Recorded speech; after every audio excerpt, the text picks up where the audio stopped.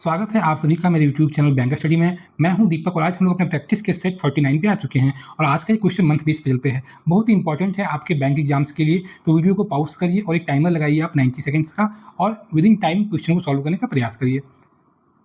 I hope ने video को pause किया होगा, इस क्वेश्चन को सॉल्व करने का प्रयास किया होगा। आइए देखिए इस तरह क्वेश्चन की बेसिक्स क्या होती है और क्या हम अप्रोच लेते हैं ताकि हमारा क्वेश्चन एक बार में बने, सही बने और हम कहीं क्वेश्चन में फंसे ना।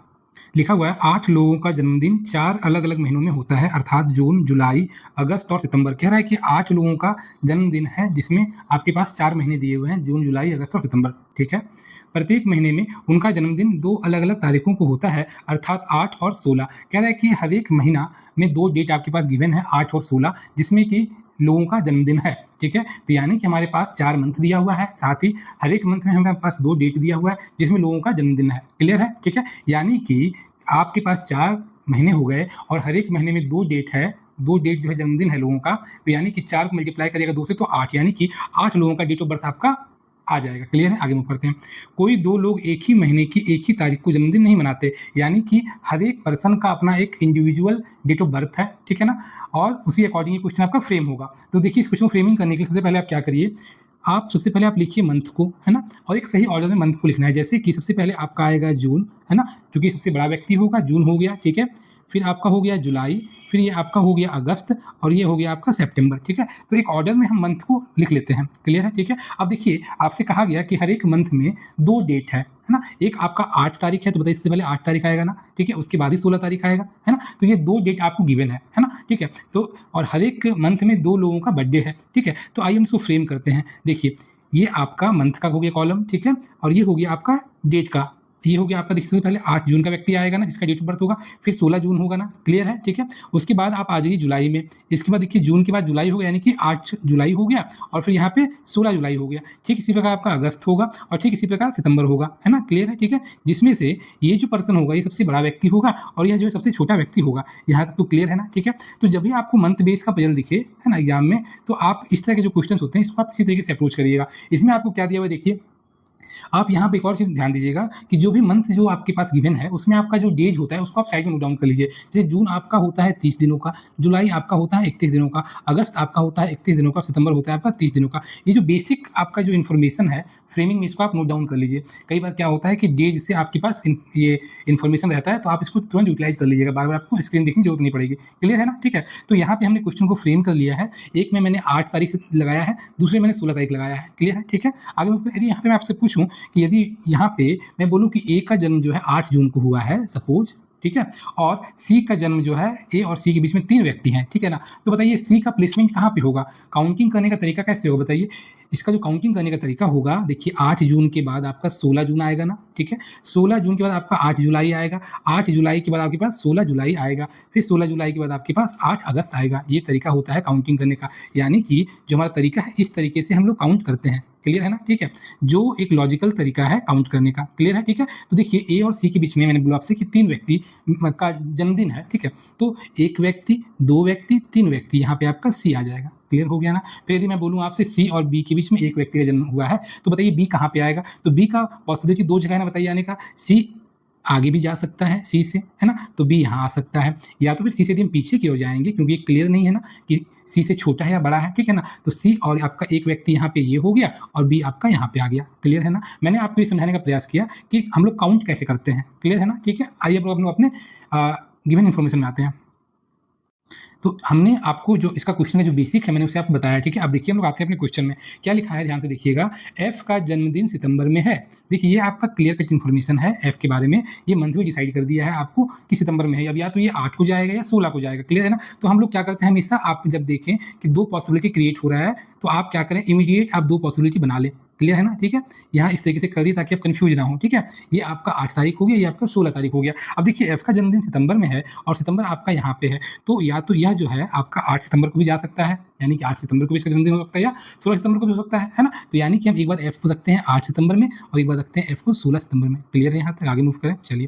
फिर क्या लिखा है देखिए, एफ और ई के बीच 3 लोगों का जन्मदिन है। अब देखिए वही, अब क्या है 3 लोगों का जन्मदिन है, काउंट करने का तरीका देखिए। अब यदि आप इस एफ से इधर की ओर जाइएगा तो आपके पास जगह नहीं है, है ना? तो आपको बैक जाना पड़ेगा, है ना? तो 1 व्यक्ति, 2 व्यक्ति, 3 व्यक्ति, इस तरीके से आप काउंट करिएगा।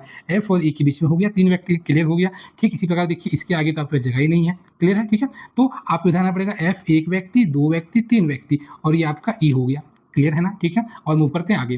फिर क्या लिखा, ए का जन्मदिन ई के तुरंत बाद है, यानी कि ई के तुरंत बाद कौन आएगा, ए आएगा, ठीक है? तो देखिए ई आपका यहाँ है ना, तो तुरंत बाद यानी कि इसके बाद तो आपका ए यहाँ पे आ जाएगा, क्लियर हो गया। फिर देखिए ई के तुरंत बाद होगा तो यानी कि ए यहाँ पे आएगा, क्लियर है ना? इसको आप ए यहाँ मत लिख लीजिएगा, ठीक है ना, ये गलत हो जाएगा, क्लियर है? क्योंकि 16 जुलाई के बाद आपके पास जो अगला जो दिन होगा, अगला जो बर्थडे है वो आपका 8 अगस्त को है, क्लियर है ना? ये इसका लॉजिक है, ठीक है ना? बिल्कुल जो एक तरीका होता है उसी तरीके से आप सीख रहे हैं, इसमें कुछ भी शॉर्ट ट्रिक्स यहाँ यूज नहीं किया गया है, ठीक है? आगे मूव करते हैं। फिर देखिए क्या लिखा हुआ है, तो हमने ई और ए को भी यहाँ पे सेट कर दिया। फिर क्या लिखा है, ए और जी के बीच 2 लोगों का जन्मदिन है। अब देखिए ए आपके पास यहाँ पे है ना? अब देखिए आप यदि बैक जाते हैं यहाँ से तो 1, 2 जी यहाँ पे आपका आ सकता है जी, क्लियर है? यदि आप यहाँ से आगे की ओर जाइएगा तो 1 ये हो गया, 1, 2 तो जी के लिए यहाँ पे जगह ही नहीं है, यानी कि जो जी का प्लेसमेंट है आपका वो यहाँ पे आ जाएगा, क्लियर है? ठीक है, आगे मूव करते हैं। फिर दूसरी कंडीशन में देखिए, यदि आप ए से आगे की ओर जाइएगा, है ना? ए और जी के बीच में 2 लोगों का जन्मदिन है तो 1 व्यक्ति, 2 व्यक्ति,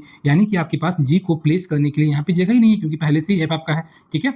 तो यहाँ पे आपका जो आएगा जी जो आएगा ए यहाँ पे था 1, 2 और आपका जी यहाँ पे आ जाएगा, यहाँ तक तो क्लियर है। आगे मूव करें, फिर क्या लिखा है, बी और जी का जन्मदिन एक ही महीने में है। अब देखिए जी हमारा यहाँ पे है, ठीक है? अब कह रहा है कि बी जो है उसके साथ ही उसी महीने में आएगा, यानी कि जून में ही आएगा, क्लियर हुआ, ठीक है? इसको अच्छे से लिख देता हूँ। चलिए आपका बी यहाँ इस तरीके से आ गया।